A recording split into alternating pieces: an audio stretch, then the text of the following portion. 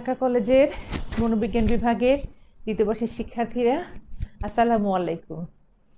আশা করছি তোমরা সবাই সুস্থ আছো, নিরাপদে আছো।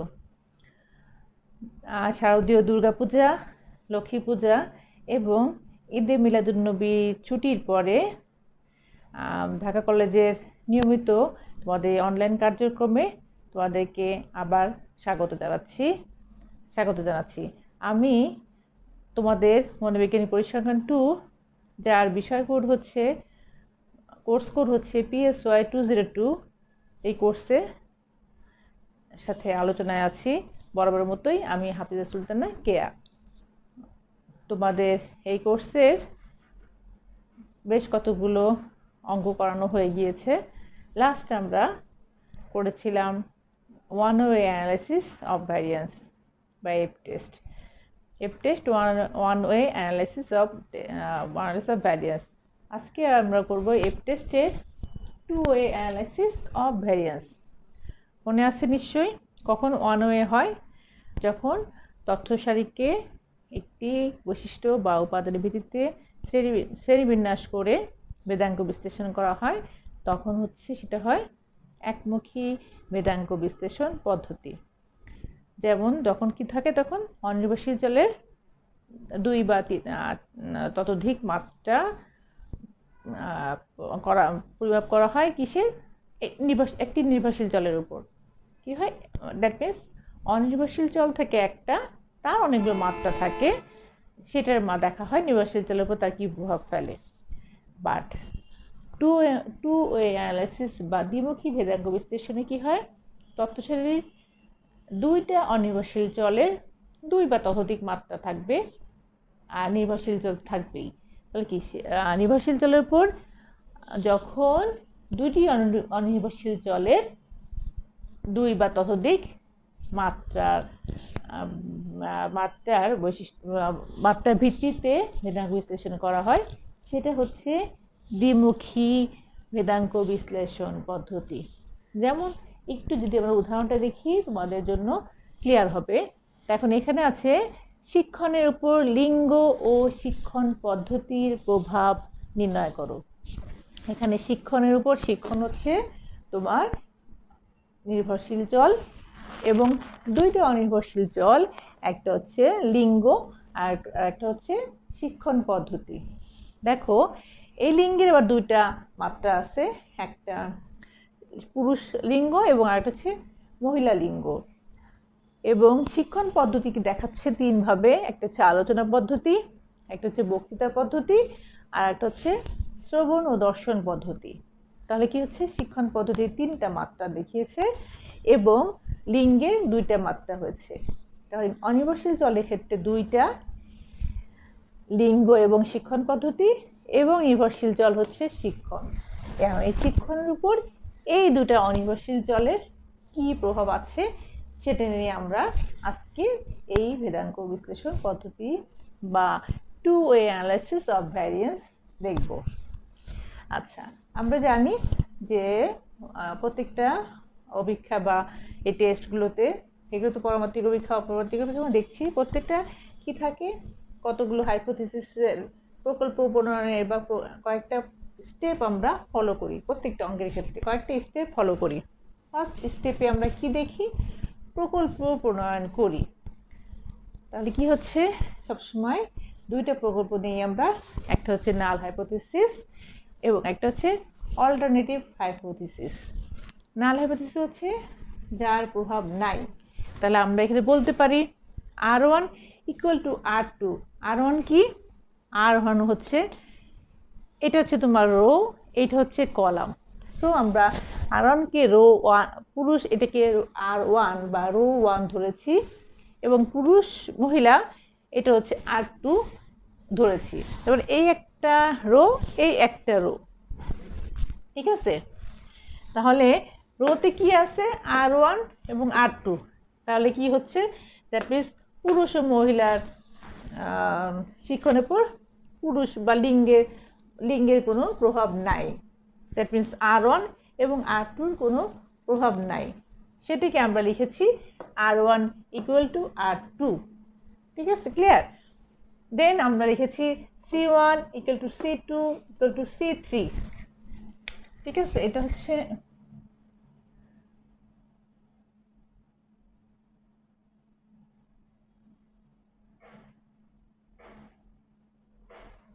ঠিক আছে।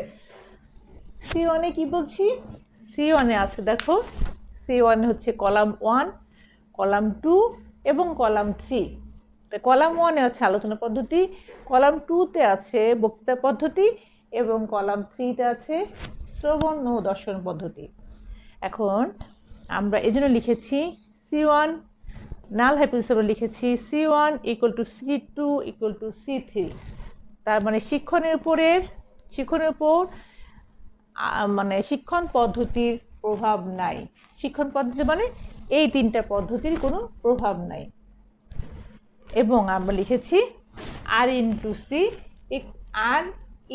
সি মানে রো এবং কলাম, দ্যাট মিনস শিক্ষণের উপর লিঙ্গ ও পদ্ধতির শিক্ষণ পদ্ধতির কোনো প্রভাব নাই। এটাকে আমরা একসাথে R ইন্টু সি লিখেছি, এর প্রভাব নাই, ইকুয়াল টু 0, মানে এই দুটো সমান বা প্রভাব নাই এরকম বোঝাচ্ছে। ঠিক যদি নাই হয় আমার নাল হাইপোথিসিস, তাহলে অল্টারনেটিভ হাইপোথিসিস কি হবে? অল্টারনেটিভ হাইপোথিসিস হবে সবগুলো not equal to, that means R1 not equal to R2, C1 not equal to C2 not equal to C3 এবং R into C, that means row into column not equal to 0 প্রভাব আছে। তার মানে কি শিক্ষণের উপরে রোর প্রভাব আছে, কলামেরও প্রভাব আছে এবং রো ইন্টু কলাম দুটোরই প্রভাব আছে। আর রো মানে কি লিঙ্গ, আর কলাম মানে হচ্ছে শিক্ষণ পদ্ধতি। ঠিক আছে, এই অঙ্কটায় যেহেতু আমাদের অনেকগুলো মাত্রা আছে এবং যে মাত্রা আছে সবগুলোর প্রভাবগুলো বলতে হচ্ছে বলে আমাদের এই হাইপোথিসিস প্রণয়নের প্রথম স্টেপটা এত বড় আসছে। দেন হচ্ছে স্টেপ 2 আলফা ইকুয়াল টু 0.05 যেভাবে যেমন থাকে। স্টেপ 3 হচ্ছে টেস্ট অফ স্ট্যাটিস্টিক। এটা আমরা কেন এটা করছি, এখানে যেহেতু দুটি অনির্ভরশীল চলের প্রভাব যাচাই করতে বলা হয়েছে, তাই এখানে এফ টেস্ট 2A অ্যানালিসিস প্রযোজ্য। ঠিক আছে, যেহেতু এখানে কি দুইটা অনির্ভরশীল চলের প্রভাব দেখার কথা বলা হয়েছে, সো এটা আমরা বলেছি এফ টেস্টের 2A অ্যানালিসিস অফ ভ্যারিয়েন্স। কারণ হচ্ছে আমরা জানি যখন দুইটা অনির্ভরশীল চলের প্রভাব দেখা হয় বা যাচাই করা হয় তখন আমরা সেটাকে বলি 2A অ্যানালিসিস অফ ভ্যারিয়েন্স। দেন আমরা 4 স্টেপ যাই। 4 স্টেপ হচ্ছে ক্যালকুলেশনে যাচ্ছি। আমরা একটা স্টেপ বাদ দিচ্ছি, সেটা আমরা 5-এ গিয়ে লিখবো। আমরা যখন সবসময় লিখতাম স্টেপ 4-এ কি লিখতাম, স্টেপ 4 ক্রিটিক্যাল রিজিয়ন লিখতাম। তো এখানে যেহেতু ক্রিটিক্যাল রিজিয়ন অনেকগুলা, সেটা আমরা ক্যালকুলেশনের পরে লিখব। ঠিক আছে, আমরা নেক্সট যাই step 4 calculation.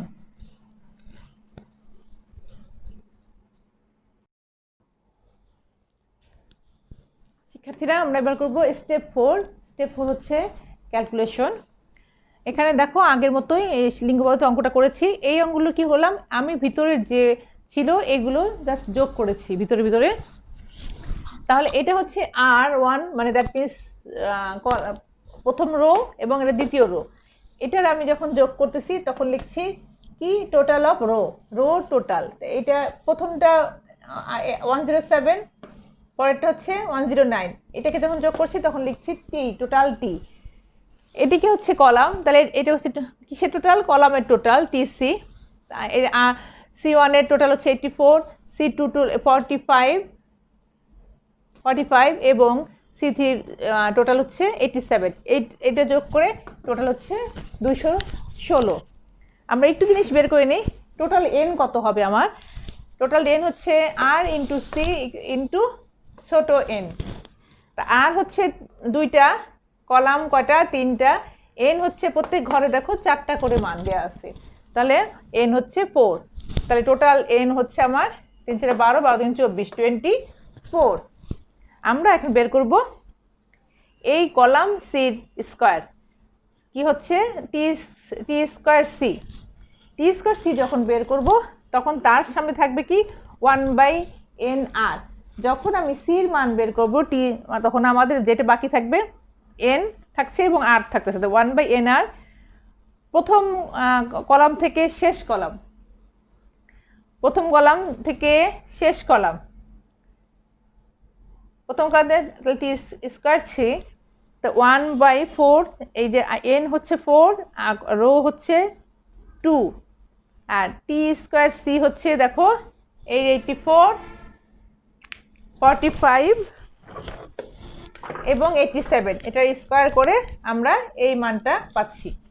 84 square, 45 square, 87 square যোগ করে ভাগ করে এই মানটা আসছে। এটা হচ্ছে 1/nr প্রথম কলাম থেকে শেষ কলামের যোগফল, সি প্রথম কলাম থেকে শেষ কলামের টি স্কয়ার সি মানে কলামগুলোর যোগফল। ঠিক একইভাবে আমরা আরেকটা বের করি, n/1/n সি, তখন কি হবে টি স্কয়ার আর এটা হবে কি হবে প্রথম রো থেকে শেষ রো, দ্যাট মিনস প্রথম রো থেকে শেষ রোর যোগফল টি স্কয়ার আর, এই মানটা কত হবে, তাহলে এটা কত হবে 1/n হচ্ছে 4, কলাম হচ্ছে 3, আর এই মানগুলি কি দাঁড়াবে, এটা হবে 107 স্কয়ার প্লাস 109 স্কয়ার।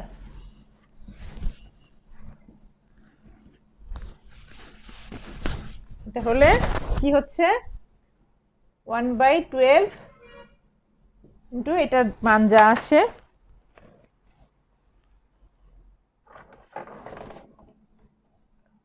এটা হচ্ছে 11449 plus 11881,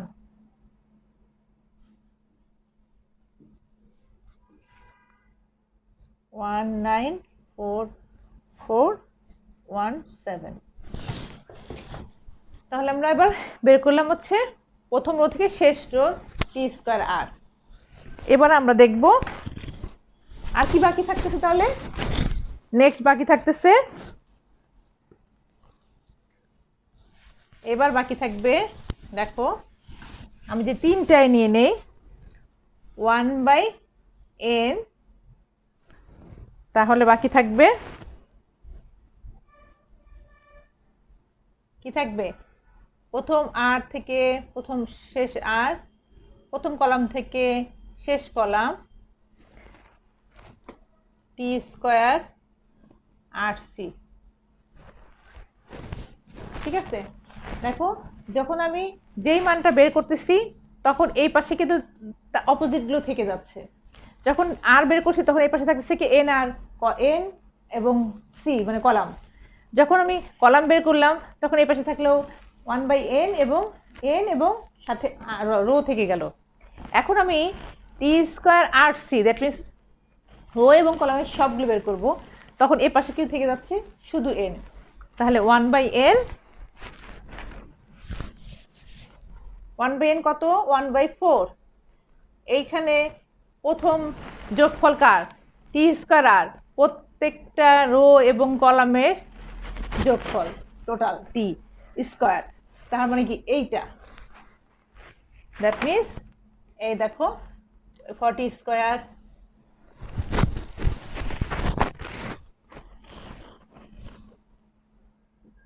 22 square, 45 square, 40 square, 20 sorry ভুল লিখলাম, 44 স্কয়ার, 23 স্কয়ার এবং 42 স্কয়ার। কি এখন আমার সব চলে আসলো না? রোর টোটালগুলো আসলো 40, 20, 45, 40, 22, 40, 45। আবার হচ্ছে এদিকে রোগুলো আসলো 44, 23 এবং 42, 44, 23, 42। এটা কিন্তু রো এবং কলাম দুইটা মিলাই, তাই না? আর এটা কিসে আছে? রোতে আছে, C1 কলামেও আছে, এদিকে আরও আছে, এই জন্য RC। এই জিনিসটা কোথায় আছে? R1-এও আছে, C1-এও আছে, তাহলে এটা RC না? তারপর আমরা যখন টি স্কোয়ার RC বের করবো, দ্যাট মিনস এইগুলোর যোগফল বের করব। তাহলে আমরা দেখি এই যোগফলগুলো কত আসে। 1/4 একটু করে আমাদের আসে 8338 ভাগ করলে আসে 2084.5। তো ক্যালকুলেশন করে দেবা, এগুলো প্রত্যেকটা স্কোয়ার করে যোগ করে দিবা। আমি একবার লিখলাম, এই মানটা আসে 2084.5। আচ্ছা, এখন কি বাকি থাকলো? এখন বলো কি বাকি থাকলো? আমরা এতক্ষণ করলাম, একবার রো বের করলাম, রোর টোটাল বের করলাম, একবার কলামের টোটালগুলো বের করলাম, একবার রো কলাম দুইটার টোটাল বের করলাম। এবার আমরা বের করব, কি বের করব? এবার আমরা বের করব, আর বাকি থাকতেছে তিনটা জিনিস ভিতরে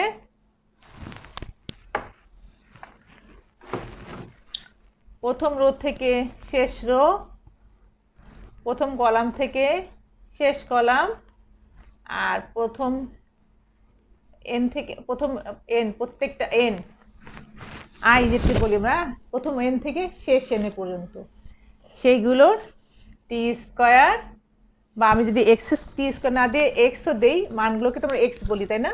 তাহলে মানগুলোর X square I R C, অথবা IRC বলতে পারো, RCIও বলতে পারো, কোনো সমস্যা নেই। দ্যাট মিনস আমার প্রত্যেকটার মান। তাহলে প্রত্যেকটার মান যদি বের করি আমরা কি পাবো? দেখো এইটা 10 square, 12 square, 11 square, 7 square,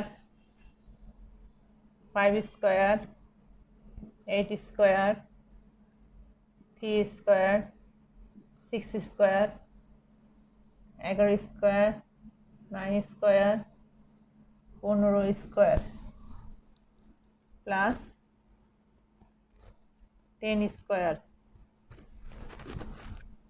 12 square, 8 square, 4 square, 20 square, 7 square, 5 square,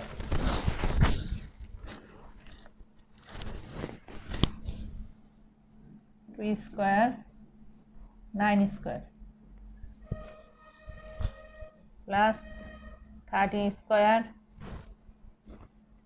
15 square, 7 square এবং 7 স্কোয়ার, সব মিলে কত আসে? 2350। শিক্ষার্থীরা, অঙ্কটা কিন্তু খুব সোজা, কিন্তু একটু বেশি লিখতে হচ্ছে। আমরা এখন বের করলাম, দেখো প্রত্যেকটা রোর, প্রত্যেকটা কলাম এবং প্রত্যেকটা সংখ্যার আবার x square, that means IRC, তার যোগফল, দ্যাট মিনস এই প্রত্যেকটার যোগফল, এটা আমার আসলো 2350। ঠিক আছে, এখন আমরা একটু বের করি। আর বাকি থাকলো কি? সবই কিন্তু করে ফেলেছি, তাই না? এগুলো সব এখন থাকতেছে এইটা, তাই না? টোটালটি। তাহলে আমরা এখন টোটালটা বের করব।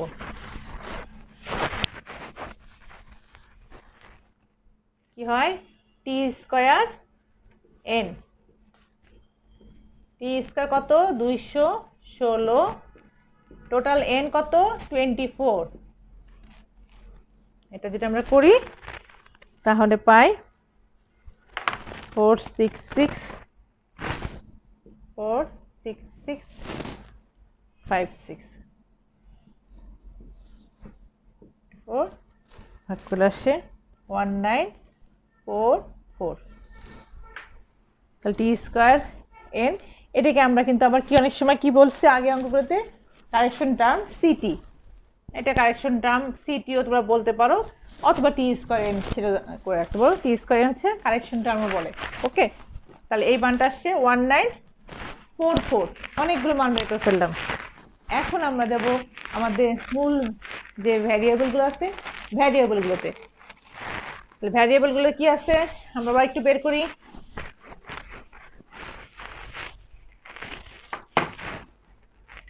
রোস,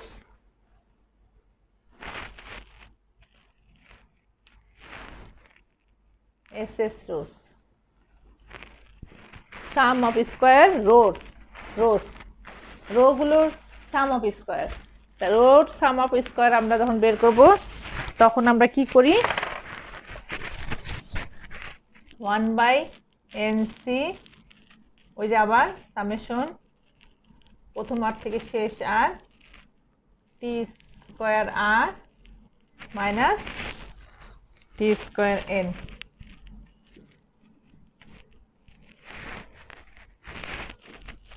এই মানটা কত পাইছিলাম আমরা, 19, এই মানটা কিন্তু বের করছে আগে 1944.17, আর টি স্কোয়ার এন কত পেলাম 1944, বের করি কত আসে 0.16। আগের মতোই, আগের ওয়ানে তো আমরা কি বের করেছিলাম, তখন আমরা একবারে কি বের করেছিলাম, বিটুইন গ্রুপ বের করেছিলাম। তো এখন তো আমরা আগে রো গুলো বের করবো। তা রোজ দ্যাট মিনস দুইটা রোজ আছে, রোজ লিখেছি, rows SS, that means sum of square of rows. তো 1/nc টি স্কোয়ার আর মান কিন্তু বের করেছিলাম আমরা, সেই মান থেকে টি স্কোয়ারের মান বাদ দিয়ে আমরা পেলাম রোজ SS। এবার দেখবো আমরা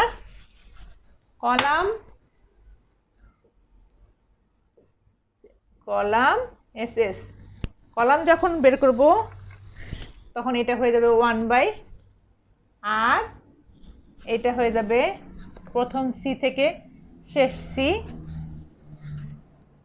এবং টি স্কোয়ার সি।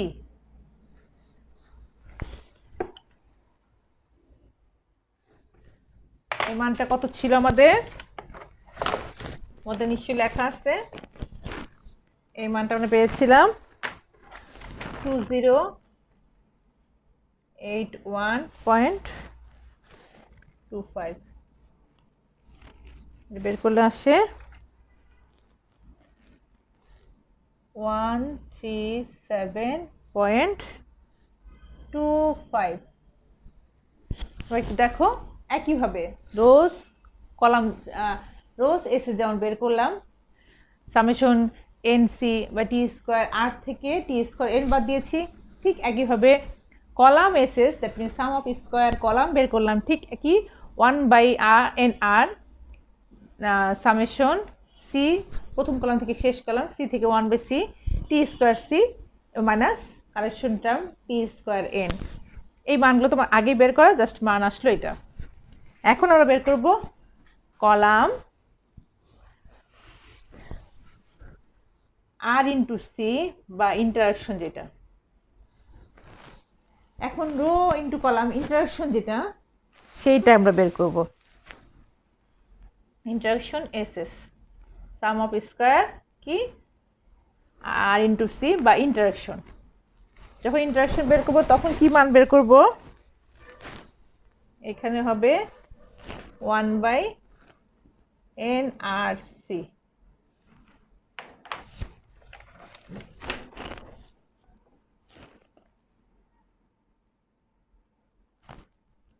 সরি 1/, ইন্টারাকশন বের করতে হবে, বাকি থাকতেছে কি, যখন বের করব তখন আমাদের যেটা বাকি থাকে সেটাই শুধু হয় 1/n। তাহলে আমরা এখানে বের করব সামেশন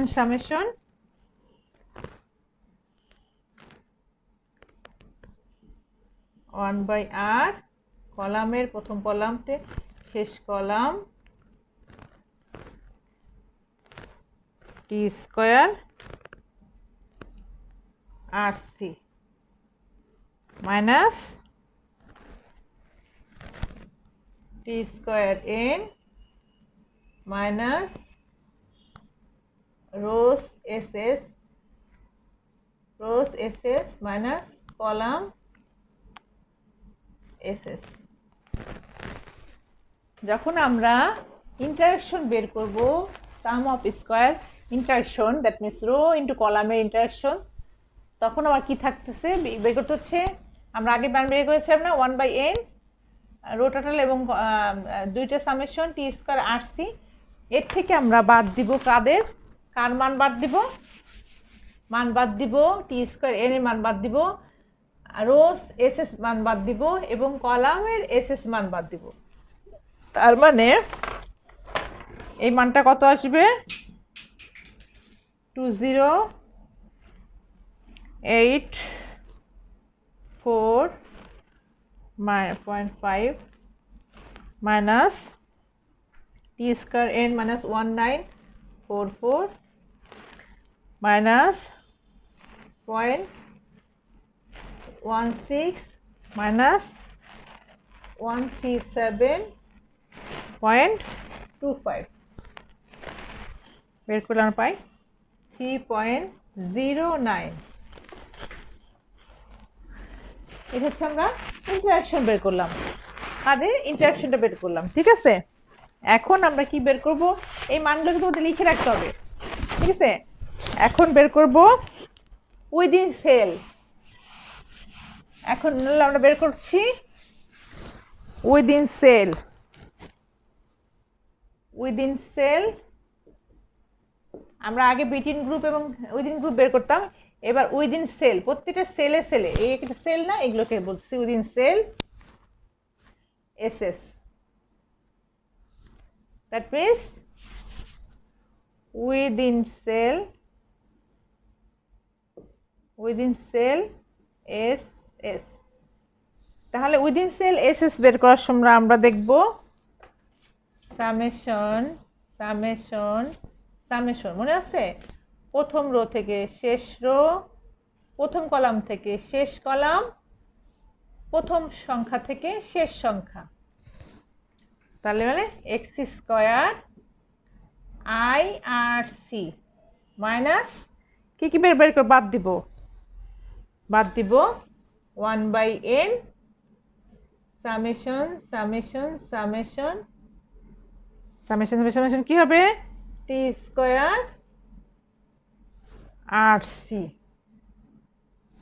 এই মানটা যে বের করি আমাদের বের হবে উইদিন সেল। এই এক্স আই আর সি কত মান ছিল আমাদের? 2350। আর হচ্ছে প্রত্যেকটা সেলে টি স্কোয়ার আর সি যদি বাদ দেই, এটা হচ্ছে 2084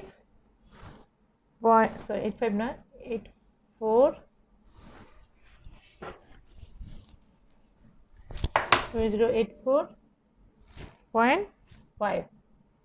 এই মানটা কত? 265.5।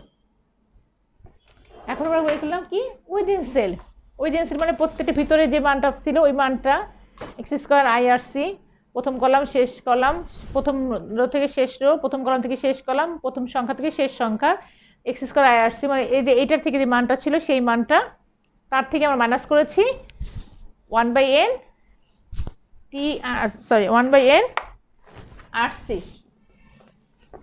প্রথম আর থেকে শেষ আর, প্রথম কলাম থেকে শেষ কলাম, টি স্কোয়ার আর সির মানটা। তাহলে আমরা পেলাম উইদিন সেল। এখন বাকি থাকতেছে আমার টোটাল এসএস। টোটাল এসএস এর সময় আমরা দেখব টোটাল এসএস।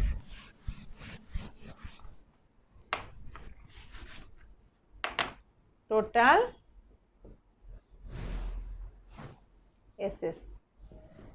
এসএস সময় আমরা কি বাদ দিতে পারি? দেখো summation i equal to 1/n বা যাই হোক, r equal to 1/r, c equal to 1/c তার মানে ওই যে X square I R C minus T square N, that means 2350 minus 1944, এটা থাকলে হয় 406। আমরা যে আগে যেগুলো বের করলাম সবগুলোর যে যোগফল আসছে এবং এই মানটা সবসময় একই হবে। আগে আমরা যেই ভ্যারিয়েবলগুলো বের করলাম, একটা হলো row S S sum of square row, sum of square column, interaction R into সির sum of square R into C বা ইন্টারাকশন উইদিন সেল, ওই চারটার যোগফল এবং এইটার যোগফল একই হবে। এবার আমরা চলে যাই এনোভাতে।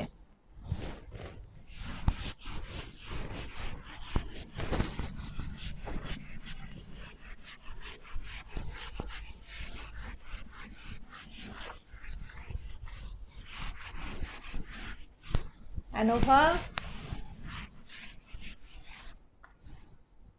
যখন আমরা অ্যানোভা করব কি করব, আমরা সবগুলোর মান লিখব, তাই তো?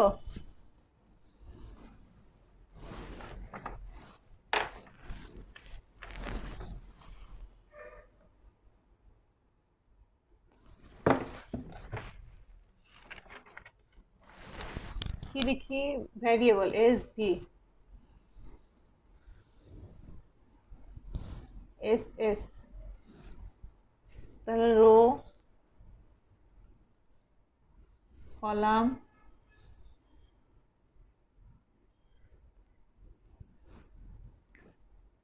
আর into C interaction within sell,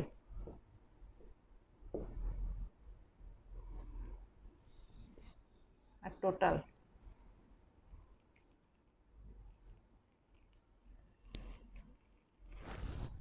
some of square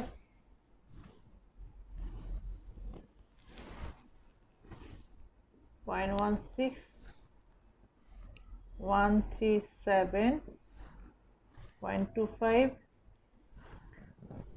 3.09। আমি আগে যে মানগুলো বের করেছি আমি সেই মানগুলোই লিখছি। 265, এই যে মানগুলো বের করলাম সেই মানগুলোই আমি এখন ঘরে লিখছি। এটা হলো 406। তারপর কি হয়, ডিএফ বের করি, তাই না? খুবই স্বাভাবিক। রোর ডিএফ হবে R minus 1, 2 minus 1 equal to 1।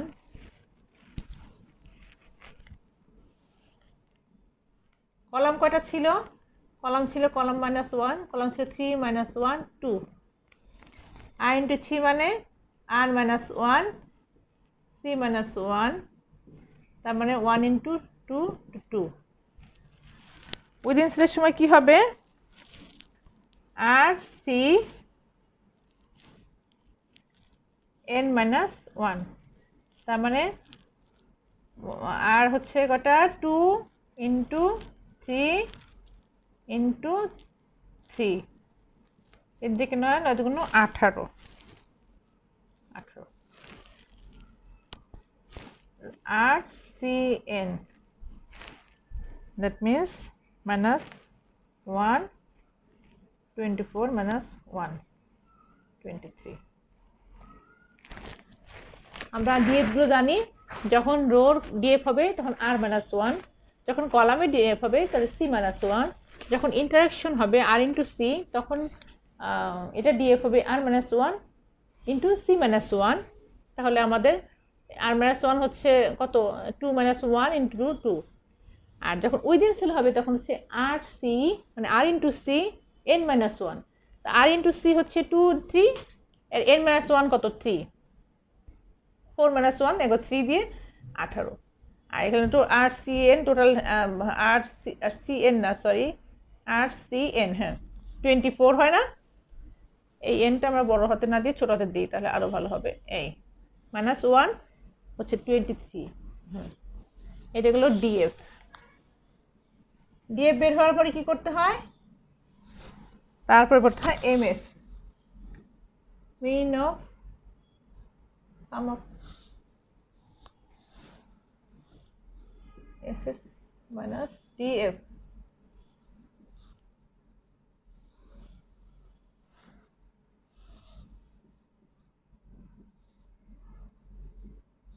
বিটিন group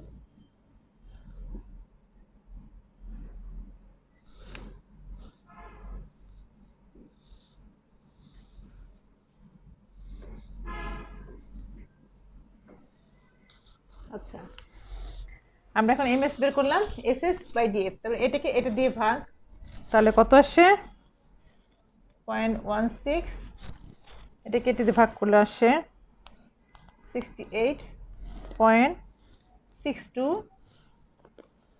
1.54 এবং 14.75।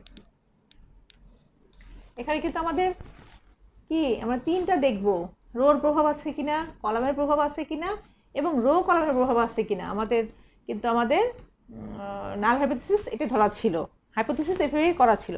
তাহলে আমরা রো দেখলাম, পেলাম, কলাম পেলাম এবং ইন্টারাকশনটা পেলাম। এখন আমরা বের করব এফ কত আসে। এফ এর মান আমরা জানি ওই বিটুইন গ্রুপকে দিয়ে উইদিন গ্রুপ ভাগ হয়, তাহলে এটা দিয়ে এটা উইদিন গ্রুপ হচ্ছে এটা ভাগ করলে আমরা আসে 0.01, উইদিন গ্রুপ দিয়ে ভাগ করব, এটার মান আসবে 4.65, উইদিন গ্রুপ এটাকে এটা দিয়ে ভাগ, এটার মান আসবে 0.10। তাহলে আমরা পেয়ে গেলাম এফ, প্রত্যেকটার এফ। ঠিক আছে, আবারও বলছি একটু, যেই মানগুলো বের করলাম আমরা ভ্যারিয়েবলগুলো লিখলাম, রো, কলাম আর ইন্টারাকশন আর ইন্টু সি এবং উইদিন সেল এবং টোটাল সাম অফ স্কোয়ারগুলোর মানগুলো, যে মানগুলো পেয়েছেন সেটা লিখলাম, ডিএফগুলো বের করলাম, প্রত্যেকটা এসএসকে ডিএফ দিয়ে ভাগ করলে এই মানটা আসে, এবং রো কে আবার এমএস আমরা বিটুইন গ্রুপ এবং উইদিন গ্রুপ হলো আমরা প্রত্যেকটাকে বিটুইন গ্রুপ দিয়ে উইদিন গ্রুপে ভাগ দিই, তাহলে এফ এর মান পাই। তাহলে এইটার ধরুন রোর সময় এটা হচ্ছে আমার বিটুইন গ্রুপ, এফকে আমি এই উইদিন সেল দিয়ে ভাগ দিয়েছি, উইদিন গ্রুপ দিয়ে এত পেয়েছি, এটাকেও আমরা এটা দিয়ে ভাগ দিয়েছি, এটা পেলাম, এটাকেও আমরা উইদিন গ্রুপ দিয়ে ভাগ দিয়ে এটা পেয়েছি। এটা হচ্ছে এফ এর সূত্র অনুযায়ী। এখন আমরা দেখি কি করতে হয়, এরপর হচ্ছে আমার তুলনা করতে হয় সিদ্ধান্তের সময়। তো তুলনার জন্য আমার ক্রিটিক্যাল রিজিয়নটা একটু দেখতে হয়। ক্রিটিক্যাল রিজিয়ন কি?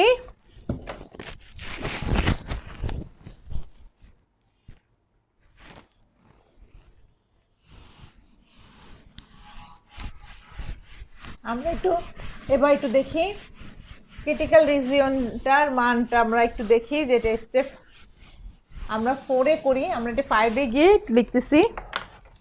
স্টেপ 5,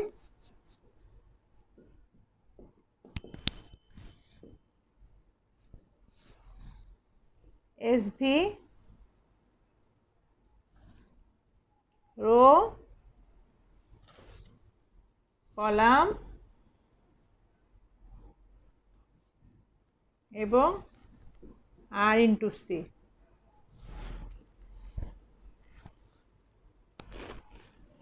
এটা আলফা ডিএফ1 এবং ডিএফ2, এটা হলো 0.05, ডিএফ1 হচ্ছে 1 আর 18, আলফা টু 0.05, 2 ইন্টু 18, এটাও আলফা ইকুয়াল টু 0.05,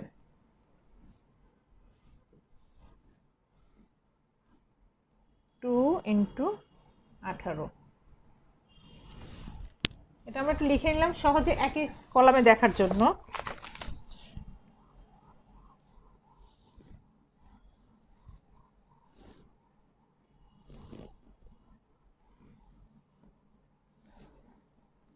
ফোর 4.41, 3.68 এবং 3.68। আমাদের নির্ণীত এফ মান যদি টেবিল মান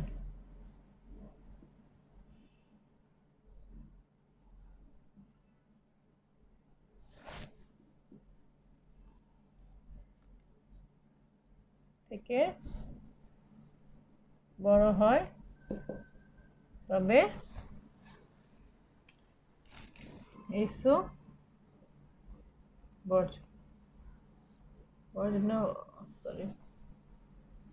বড় হলে এইসো বর্জনীয়।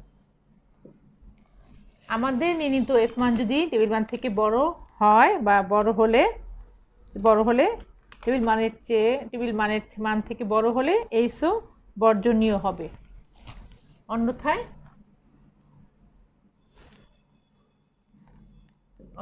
গ্রহণযোগ্য হবে।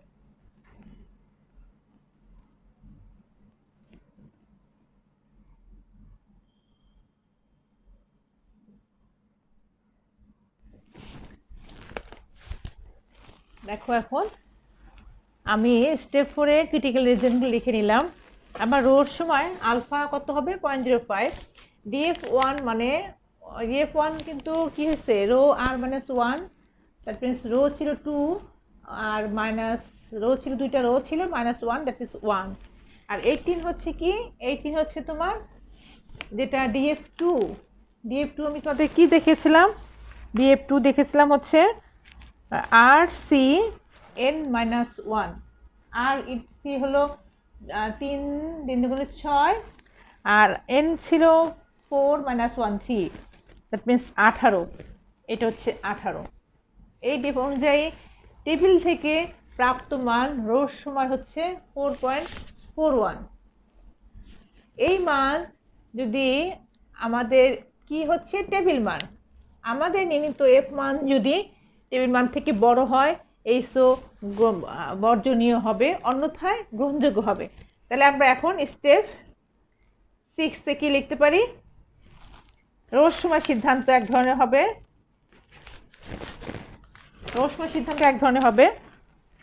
আলফা একটু এত আমাদের মান ছিল 0.1, রোর সময় মান কত ছিল, রোর সময় মান ছিল 0.01, রোর সময় মান ছিল 0.01। তাহলে এটা কি হয় ছোট ছিল। তাহলে স্টেপ 6-এর রোর ক্ষেত্রে টেবিল ভ্যালু ছিল আমাদের calculation value CV less than TV, so এইসো গ্রহণীয়। কলামের সময় সিভি কত 3.68 আর আমাদের মান ছিল 4.65, তার মানে গ্রেটার দেন টিভি, সো এইসো বর্জনীয়। এবং আর ইন্টু সির সময় মান ছিল 3.68, আমাদের মান ছিল 0.10, CV less than TV, so এইসো গ্রহণীয়। ঠিক আছে, আমাদের নির্ণীত এফ মান যদি টেবিল মান থেকে বড় হলে এইসো বর্জনীয় হবে, অন্যথায় গ্রহণীয় হবে। তাহলে আমার রোর সময় আমার ক্যালকুলেশন ভ্যালু ছিল 0.16, তাহলে আমার টিভি বড় হলো না, টি হলো 4.41, সো এইসো কি হবে এইসো গ্রহণীয়।